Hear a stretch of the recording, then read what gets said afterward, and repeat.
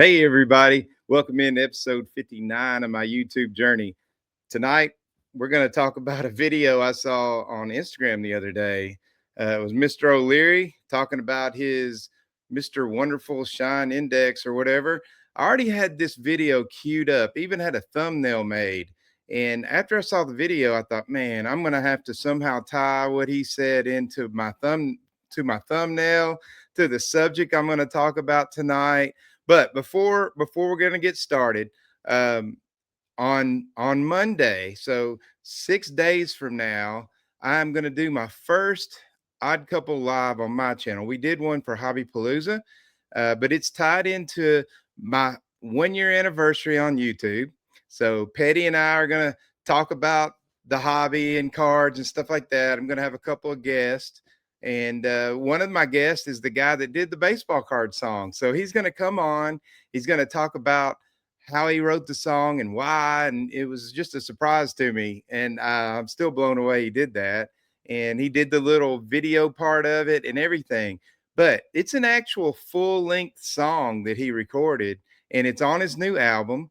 And he's going to share that with us. But he even made a little video of the song that we're going to share, kind of like one of those MTV, national roll out the red carpet video things. So that's going to be a lot of fun. And I want you to meet David. He's a good buddy of mine. I don't remember not knowing him. I've known him my entire life. One of my dearest friends. So can't wait for that. We're going to have a good time. So make sure you show up. Here is the Odd Couple Live with special guests. So again, October 6th at 9 p.m. Eastern. Please show up. It's going to be a lot of fun. I'm going to have a buddy of mine working the board behind the scenes, putting all the comments up. So I really love doing those and just a ton of fun. So anyways, so let's get started. So Mr. O'Leary goes on Fox Live or whatever. It's the business thing. And he's talking about his WonderShyne Index. And he's sharing some of the cards. And he makes some comments. And he calls these cards the rarest cards in the world. And I was like, for real? That's what you're going to call them? I mean, you could call them all kinds of things. You could say, these are the best modern cards. You know, we've got the most expensive card of all time. It's a Kobe Michael logo, man. But no, he goes on and says they're the rarest cards in the world. So I'm going to play that clip for you real quick. Let me pull that up. And then that way you can hear it in case you missed it. So let me get this going. I don't know why it's not playing. It's a special moment for our guest, Kevin O'Leary, who's sitting right there studying up. He's got another collection that he'd like to share with us today. Collection of what? Well, I've declared, because I've just been watching the numbers, I'm a numbers guy, if you looked at collectible sports cards sales per month, they're going 300, 400, $500 million a month. And Target and Walmart are talking about $1 billion a year plus in these. What you're seeing here are the rarest sports cards in the world. I started with one. I now have 8, 20.9 million invested in the syndicate. These are the rarest of the rare, and everybody that's in the hobby that's watching this now are weeping, even if they're grown men. These cards are the Picassos. They're the Pollocks. They're the very best on earth. My plan is, I don't want to be one of these rich guys that hoards these things. But you are. Well, I'm doing it because I'm creating the #1 index on Earth. I'm calling it the WonderShyne Index. Shine is the #1 collector on Earth. He is really curating this with me. These cards are from all over the world. China, Asia, United States, all being domesticated here in a giant index. And what I'm planning to do is put it on display in museums on the East and West Coast around Father's Day. They can't be taken out of the vault. See those signatures there? But you own them. That's Kobe's signature, his own personal signature. But you own these things. Yes, we own them. And I'm planning, Stuart, my plan, and I'm talking to banks because they've called me, how can we somehow provide ownership to young collectors in the WonderShyne Index? To get into this index, you better have the best card on Earth. In itself is the El Supremo. When I start something, I go big, Stuart. This is big. He's talking up his book and he's doing a great job. Darn right I am. Welcome Try to and the show. beat that index. Anybody out there, try and beat that index. Try and beat it. Marshall Fogel just said, hey, O'Leary, hold my beer. because Marshall Fogel absolutely crushes that index. So does the owner of the Diamondbacks.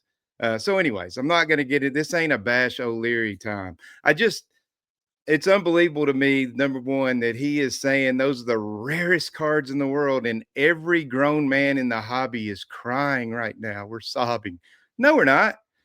I look at those, I think they're cool, and I don't bash anybody that wants them. So this is not a bash modern hobby thing. I just don't like it when somebody takes something and they put their own little spin on it. And number one, it's pretty obvious they shield bidded that sucker up to be the highest selling card of all time just to get all this publicity so he could go on Fox News and or Fox, whatever it is, business, and talk this up and get a lot of publicity. And now he's going to sell shares to his index and try to make more money off of that buy. And then he's added other cards. So it's kind of a snake oil salesman kind of thing to me. I'm sorry, that's just what I think.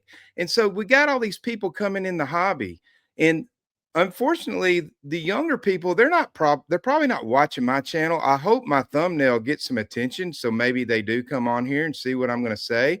But I'm about to show some big, massive vintage cards that are extremely rare. And you know, you can get into this argument about, is it manufactured rarity? What's better, that or this? I don't care. It's whatever you think is cool. Like, collect what you want. I don't care. You know, collect it. You know, Greg Miller collects pirate cards, and I think they're cool as crap. And I didn't even know them things existed until he started getting them. And I'm not going to bash him for collecting pirate cards. If you collect Pokemon cards, collect the best Pokemon you can get. Like, I'm not bashing anybody. But what I don't like is for somebody to go on there and mischaracterize what they're talking about. And so there's a lot of hobby guys that are coming into this space, and it's all about money all of a sudden. They don't know any different. So it reminds me a lot of this clip right here. These guys that are coming in the hobby see a sign on the window in neon, which is Mr. O'Leary, and they come busting in the store. They're innocent. They don't know any better. So this clip right here reminds me of what he's doing. For a package of sunshine and ravioli, macaroni. If you want the thing you love, you did it! Congratulations! World's best cup of coffee. Great job, everybody. It's great to meet you. Hi. Now come over here, boy. Okay, so you know, they're seeing the sign, world's greatest coffee. Elf bust up in there. He really thinks it's the world's greatest coffee.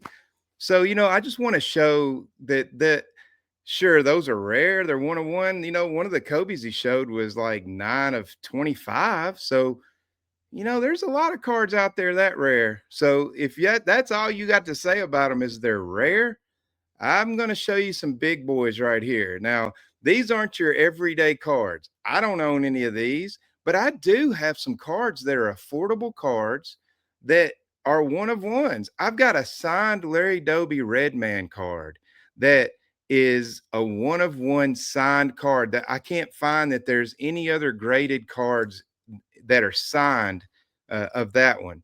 I've got another Larry Doby, the Burke Ross. There's only 3 known cards that are signed out of that set. I mean, so there's rarity out there. It doesn't mean it has to cost, you know, $13 million rare. But anyways, there's things much more rare or just as rare that are just as cool and just as big that ain't probably part of his syndicate. So I'm about to share some of those right now, and I can't wait to throw these bad boys. And you got to stay tuned for this whole thing. The one at the very end is the big boy. That's the one. It ain't even the most expensive of the ones I'm going to show, but to me, it's the daggum coolest, and I hope you feel the same way. So at the end of this video, you let me know which one of these do you think is the most awesome card of all the cards that I shared. So here's the first one. This is a Ty Cobb, and I know a lot of people aren't familiar with this card. It's a postcard, but it's a 1907 Detroit Seamless Steel Tubes, which was a company, obviously, and they released a postcard as, you know, an advertising tool. This one right here with the signature on it, this is Ty Cobb's handwriting on this card. There is only 8 of these cards known to exist, and this is the only one that's signed. If you look between his feet down there, it says Ty. That is where he signed it. And then he wrote a letter to somebody all the way around it. And then that's his handwriting right there where he addressed the postcard and mailed it. The fact that thing exists is insane. So again, that's a six-figure card. It ain't 13 million, but I mean, dadgum, that's a one-of-one signed card. And that right there is rare. That thing is 1907 rare. It's incredible. So just so you can see a better image, I also did this slide. That right there, and you can see, I've always told people, and I don't own any of these. Out of all the cards in the world, that is the best image I have ever seen on the card. You get the personality. He's got his glove up against his hip, got the old school uniform with the Count Dracula collar on it, got his bat, and he looks like he's about to rip your head off. If that's not Ty Cobb in a picture, then I don't know what is. So that, my friends, is the first one. So we're going to see some cool cards. So here comes the next one. I almost bought one of these at the National this year. It's not, this is the least expensive of all the cards, but the story behind it is incredible. So this is a Jimmy Claxton card. It's a 1916 Z-Nut card. 14 of these in existence. Originally they had a tab on the bottom of them. Some of them did. This one got round corners, so I don't really know whether it was trimmed. I'm not as versed in this, but they're really cool. There's only been 9 public sales since 2018, and the last public sale was in May of last year on memory lane for $12,000. So not crazy expensive. Well, why is this card so cool, Tony? Well, I'll tell you. This guy right here, Jimmy Claxton, was an African American, and he had a little tiny percentage of his heritage was American Indian, and he wanted to play ball. So this was in the West Coast in the Pacific Coast League, and I can't remember the name of the team, but anyways, he said he was Indian, and he went to play for that team. Of course, you can tell by the picture he's very dark skinned, and people started complaining about him being on the team, and he was a black guy. So he got kicked off. Here's the irony of it. He was only on the team for less than a week. He just happened to be there on picture day. So he ended up on a Z-Nut card. So when people say, and I've said it, that Jackie Robinson is the first black guy ever on a card in American history, because the Negro Leagues really didn't have a card. That's kind of not true. It's the first wide scale issued card is Jackie Robinson, but this was absolutely the first, and it was an accident. So just the story behind it to me is so cool. So that is the Jimmy Claxton card. So I'm going to move on to the next one, another huge one. This one is the Henry Aaron 1952 JJK postcard. It's a Pop 1. This one came from the Ed Scott collection. If you watched my Hank Aaron video, you understand Ed Scott was the Negro League scout in Mobile, Alabama, who found Henry Aaron and ended up getting him with the Indianapolis Clowns, and ultimately was on a letter writing campaign to major league teams trying to get him on a major league team as well, and ended up getting in touch with the Braves and the Giants and some other teams. But this card right here wasn't even known to exist for the longest time. And it's a one of one. So again, rare as crap. This one was last sold on Hunt Auctions on 11/24 for $200K, and it was raw. I talked to the guy. I know the guy who bought it, who owns it now. He's the one that got it graded. He told me that when he sent it to SGC, he had to explain to them what it was. JJK postcard. JJK, if you're familiar with, and I should have put a slide up, but the Jackie Robinson, it's kind of an oddball card where he's got one foot up on the top step of the dugout, and it's a cigarette kind of looking card, and it was a cigarette attached advertisement picture as well, but he's got a facsimile signature at the bottom of it and a big white border at the bottom. That's the same company that did these. So it's 1952. We don't know like how many were originally printed, nothing, but it is, if you look at the back of it, it has a postcard back and is absolutely that. Now, the other thing that came in that auction, and I didn't do a slide on this either, and if you want to look it up, you can.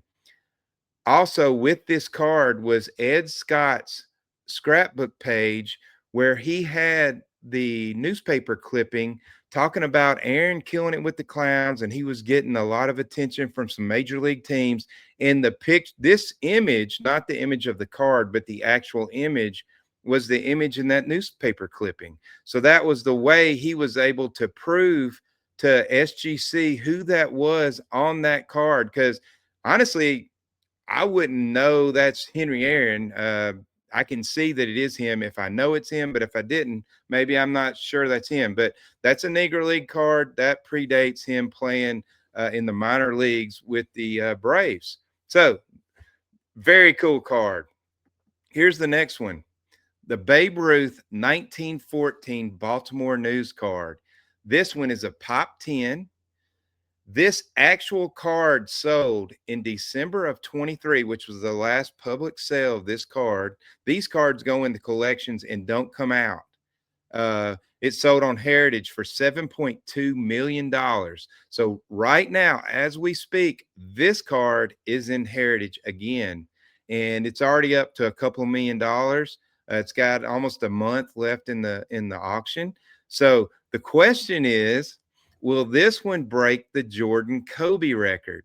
Will it peak out? Will, $7 million a year and a half ago, almost 2 years ago, will that be enough time for this card to appreciate that much? We know the hobby's going wild. I guess the guy that took it to Heritage thought, you know what, this is a good time to sell because things are hot. It's a bull market. Let's see what happens.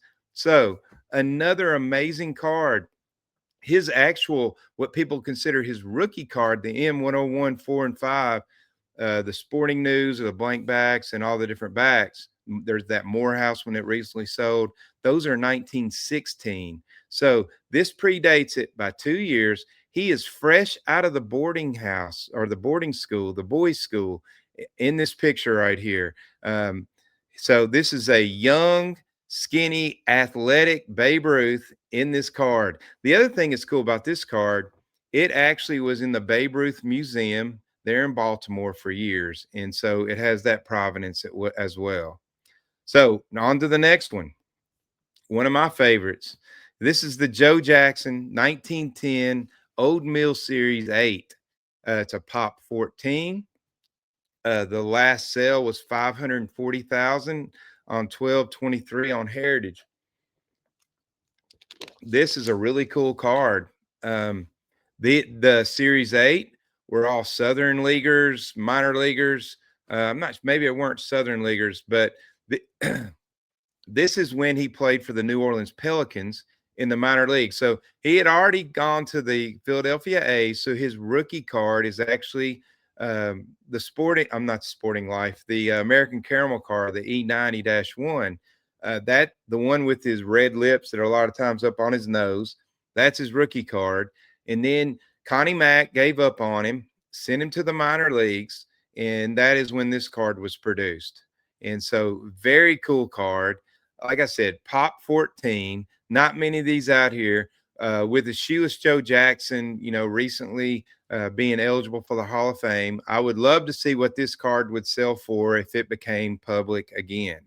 Another way that you can get rarity, and I already mentioned it a second ago when I talked about signed cards adding a level of rarity. So with my Burke Ross, Larry Dobies and that Red Man and things like that, that's one of the things I love about signed cards. So the next slide are Mickey Mantle 52 Top. So, people say that this and the Honus Wagner are the two all-time grails in our hobby, and I would agree with that. But you add a signature to one of these suckers, and the rarity goes out the window. So I got the numbers right here. There's 2,931 total graded cards in the 52 Tops. Of course, some have been switched from different companies or reslabbed. So that's off a little bit. There's only 21 signed ones out of that. And out of those 21, most of them are marker signatures, like Sharpies. These are the only 2 playing days signatures with the old school Mantle autograph on it.